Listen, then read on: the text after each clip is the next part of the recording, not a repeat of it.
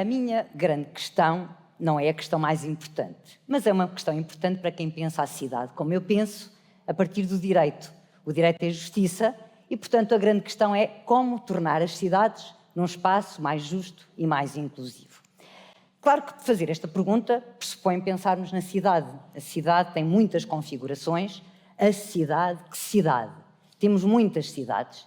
Temos a cidade do quarteirão tradicional, que é a cidade onde vivem as famílias, e começo já a introduzir a ideia que acho que é importante. A cidade, mais do que o espaço físico, são as relações sociais. Também temos a cidade da finança, a cidade da economia, a cidade dos serviços, das pessoas, não aquelas que vivem na cidade, mas aquelas que trabalham na cidade. A cidade também é dessas pessoas. Temos a cidade ilegal, a imagem que estão a ver é de uma operação, uma intervenção em Coimbra, ilegal, o Tribunal declarou que era ilegal, violou o PDM, é contra a lei, neste caso contra um plano, mas também temos a cidade alegal, a cidade da prostituição, que ninguém vê, a cidade dos toxicodependentes, que ficam escondidos, a cidade também do terrorismo, não é? E da segurança, é preciso pensar nessa cidade. Temos a cidade da exclusão, por regra associamos aos bairros sociais. Os bairros sociais são, por regra, associados à cidade da exclusão. Temos a cidade dos marginais, no sentido dos marginalizados, que também vivem na cidade, também estão na cidade. Infelizmente, cada vez vemos mais esta cidade dos marginalizados, dos sem-abrigo. Depois temos a cidade que é ainda mais marginal, porque é simultaneamente ilegal e de exclusão. Conhecem de certeza esta imagem do bairro da Jamaica, certo? Famoso, nós, quando tivemos a Covid, que saltou para os olhos de todos nós, mas existe, ainda lá está. Temos a cidade dos riscos, uma imagem do Funchal em 2010, e depois temos a cidade inteligente, a cidade que brilha. Todas estas cidades. Mas o grande desafio é quando nós olhamos para as cidades, percebemos que as cidades têm estes dilemas. É um mundo da oportunidade, as pessoas vão viver para a cidade, é na cidade onde vão satisfazer as suas necessidades económicas, sociais, de relação, culturais, mas é também a cidade que segrega, a cidade da pobreza, muitas vezes associadas a fenómenos de imigração. Imigração no sentido daqueles que vêm viver para cá. E, portanto, é a grande questão, quando pensamos na cidade, aquela que para mim decidi aqui trazer para discutir a grande questão da gentrificação. A gentrificação expulsa as pessoas da cidade. A exclusão segrega a cidade. E nós temos que pensar numa cidade que seja uma cidade inclusiva, sem que isto seja apenas um chavão, não é? Porque estamos muito habituados a falar por chavões. Ora, nós sabemos que a cidade tem todos estes problemas. A pergunta de como é que nós podemos tornar a cidade mais inclusiva, sabendo que as pessoas que querem habitação não têm habitação na cidade e têm que sair da cidade.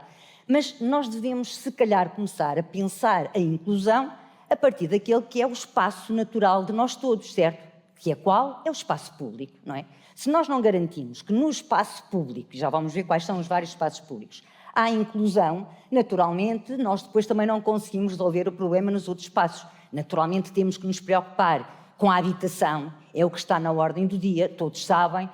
O Porto, estamos no Porto, o PDM do Porto, Plano Diretor Municipal do Porto, tem um zonamento inclusivo, preocupado em garantir que as pessoas possam aceder à habitação a preços condignos, mas se nós não conseguirmos que o espaço, que é naturalmente de nós todos, e eu sou de direito, o espaço público é o domínio público.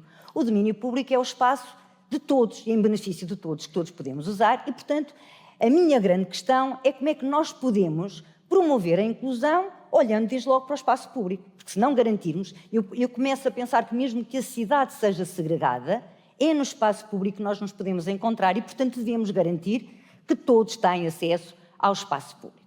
O espaço público é muito variado, mais tradicional as praças, as ruas, os passeios. Temos, naturalmente, os parques verdes públicos, são a parte mais importante, mas nós temos também, muitas vezes, municípios preocupados em ter hortas urbanas, hortas comunitárias na cidade, não é? Estou a falar nas hortas, por exemplo, Gaia, aqui ao lado, tem uma rede de hortas públicas, em que as pessoas se possam encontrar, fazer a sua agricultura e conviver também. E esta ideia de que é no espaço público que nós nos encontramos, é na rua que nós nos encontramos. E, portanto, nós temos que potenciar um espaço público que seja acessível a todos.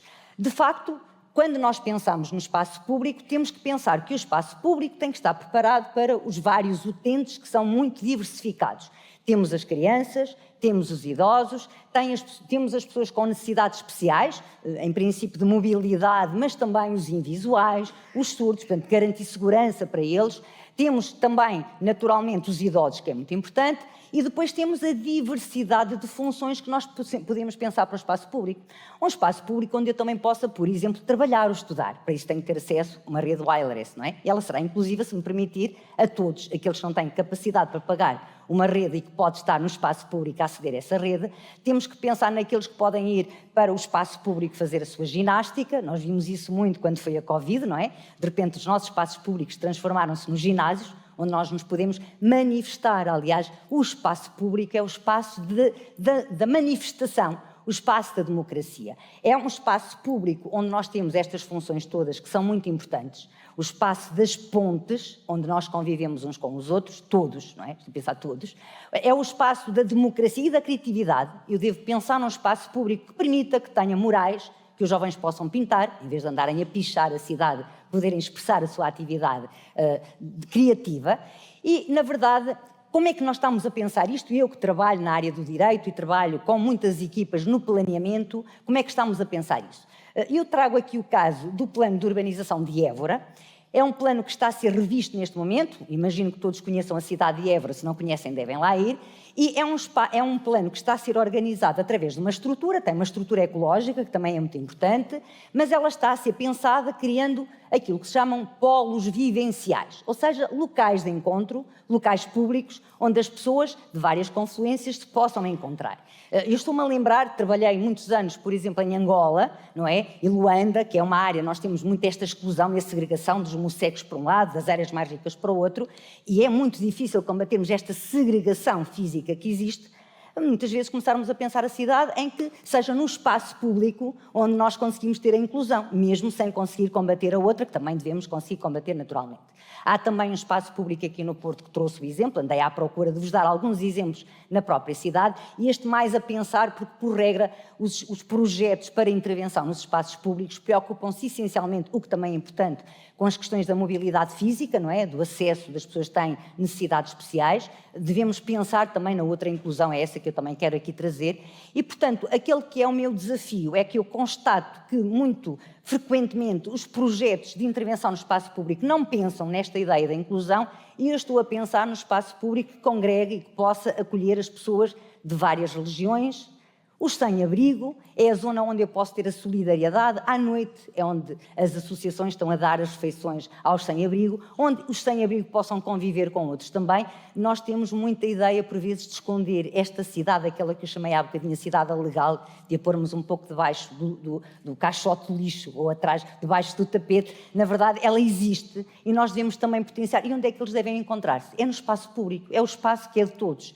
E, portanto, aquela que é a minha grande questão e a minha proposta, se olharmos para a cidade e se pensarmos na inclusão, de incluirmos, faz-me lembrar um pouco o Papa Francisco, sem querer trazer para aqui a religião, quando dizia que a Igreja é de todos, todos, todos. Pensarmos na cidade que seja uma cidade de todos, todos, todos, onde todos possam ter lugar. E eu não consigo imaginar que, se não tiverem lugar, desde logo, no espaço público, muito dificilmente nós depois conseguimos construir as redes para que a inclusão social possa acontecer nas outras áreas, designadamente a intervenção em bairros sociais, abrindo o bairro social à cidade, colocando, por exemplo, um equipamento dentro do bairro social que toda a cidade tenha necessariamente que lá ir e, naturalmente, criando estas dimensões para nós não termos a cidade segregada. A minha proposta, a minha grande questão é a de que nós temos de começar a fazer alguma coisa agora, para nós, que não é para o técnico que está a fazer o plano e a fazer opções. Nós, enquanto cidadãos, devemos reclamar isso do poder público. O espaço público também é um espaço de manifestação de democracia e, portanto, devemos levantar os nossos cartazes e exigir que a cidade seja uma cidade inclusiva, e a inclusão deve começar pelo espaço público.